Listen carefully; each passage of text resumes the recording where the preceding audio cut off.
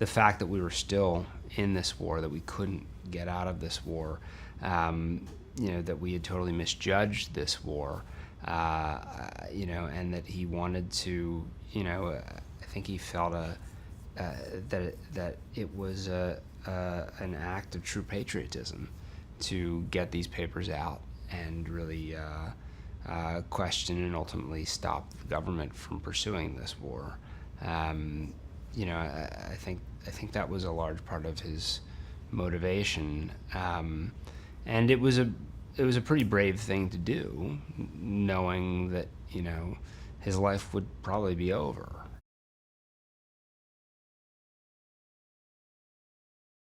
The story of Kay and Ben is a great story, but it's even greater when you hear the Nixon tapes, right? When you see the New York Times and what they're doing, when you get a feeling for the larger world that is around these people, that they are, that creates the context for this decision.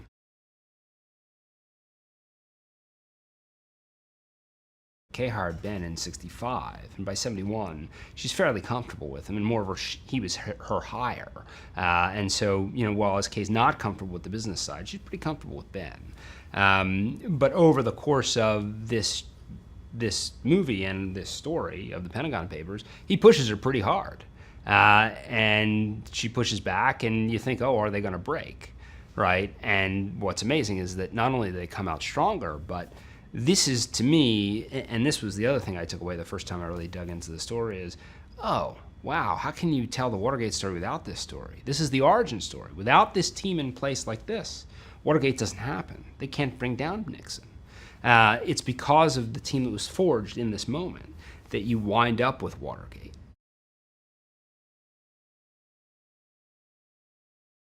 What I love about her story is that it is both, as Meryl would say, mouse to lion, right? It is a woman who you see in the boardroom afraid to speak, right? Can't even get out the words, right?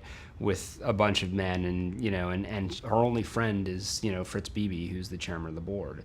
And she goes from there to the woman who makes this hard decision against the voices of all the men, including Fritz Beebe, her only friend, right? So that evolution, right, is tremendous, just in terms of a woman, sort of any executive. Like, I think you could teach this in business school. It's of any executive, sort of taking the reins and leading.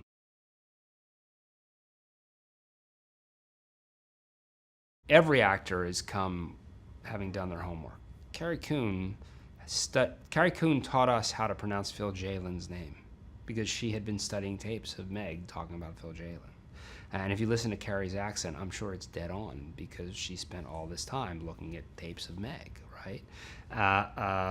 When Matthew Rhys came in to do Dan Ellsberg, he's got a thing that he does with his voice. It sounds just like Dan Ellsberg. I mean, it's this very subtle thing. And that guy's Welsh, right? Like, the English is not even, American English is not his natural accent. And he's not only gotten that down, but he's got Dan Ellsberg's accent down.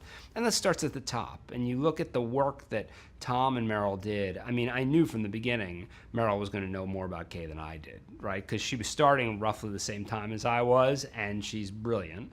And, I think she's read and seen more. And frankly, for a writer, that's a help, because I want people to keep me honest.